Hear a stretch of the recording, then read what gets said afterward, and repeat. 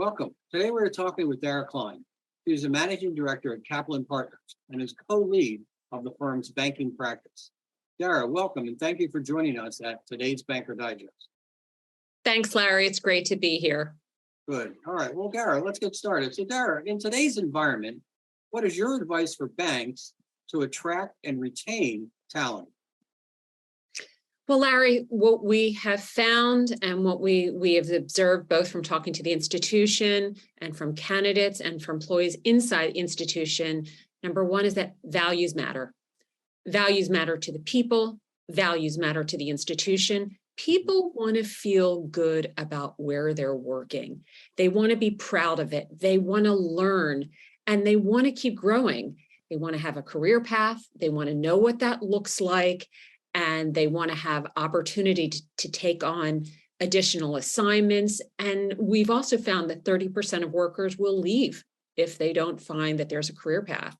And it's everybody's responsibility or every leader's responsibility inside an institution to help their people learn more and to take on.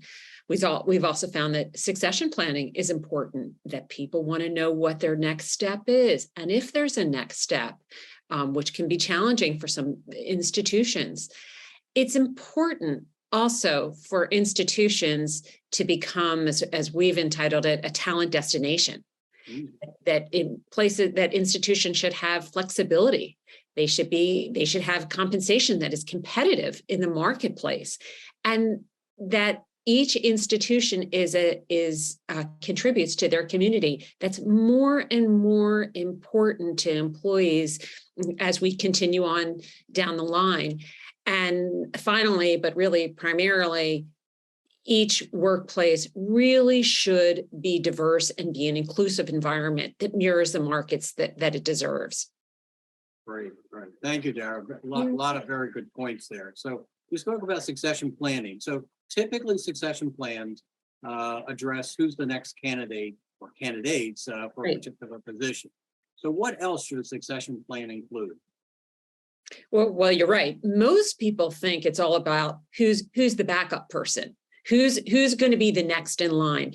But it's really more than that. Not that that's unimportant, because it is, but it's really about developing your pipeline. It's developing people at every level of the institution. It's not just who is the backup CEO or the backup CFO. So what does that mean? Well, it's training. It's making sure that people are prepared for the next step. Training in cross-functional areas.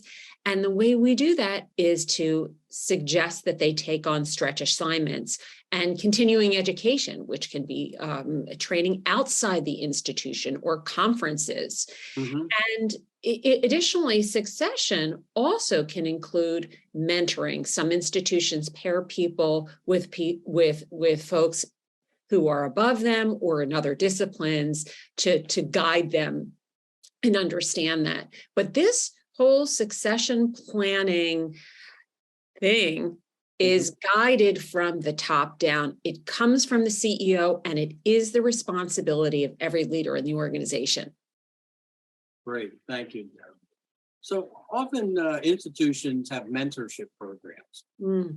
But some also have sponsorship programs. So what's the difference between mentorship and sponsorship?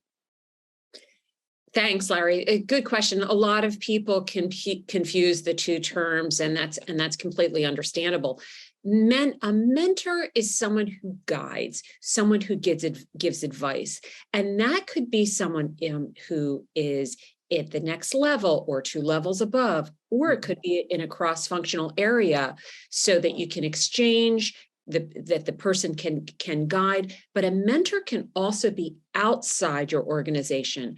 And your mentors evolve over time.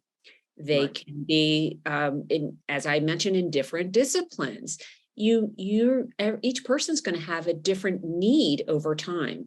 Mm-hmm. But a sponsor is someone who is a credible leader, typically someone of authority who speaks on behalf of a person to help them bring up opportunity.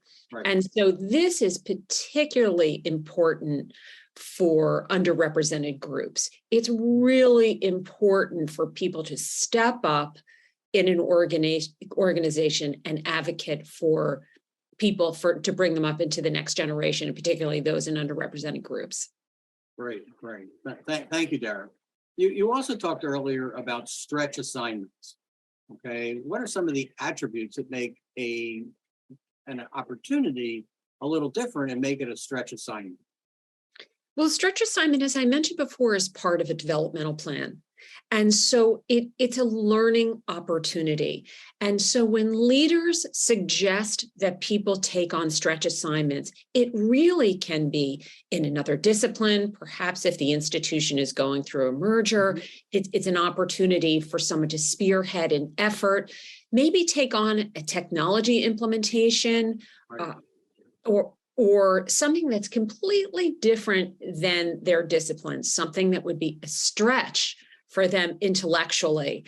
And so that typically helps us all evolve into better leaders, into better contributors, and it really broadens our exposure to the institution. The other thing that's come into play a lot in the recent years is a stretch assignment out in the community, because community contribution is so important to institutions and to all of us personally, that a stretch assignment in the community, perhaps a board position, is something that's been important to institutions and to all of us individually. Right. Good points about the stretch assignment, internal, external. Very good point. So thank you, Dara, for helping us better understand some of the many strategies that banks can employ to attract and retain talent and make themselves a talent destination. So thank you. My pleasure. It's been great to be here. Thanks. Good. Okay. So in closing, thank you for joining today's Banker Digest. If you have additional questions for Dara, please see the link in her bio.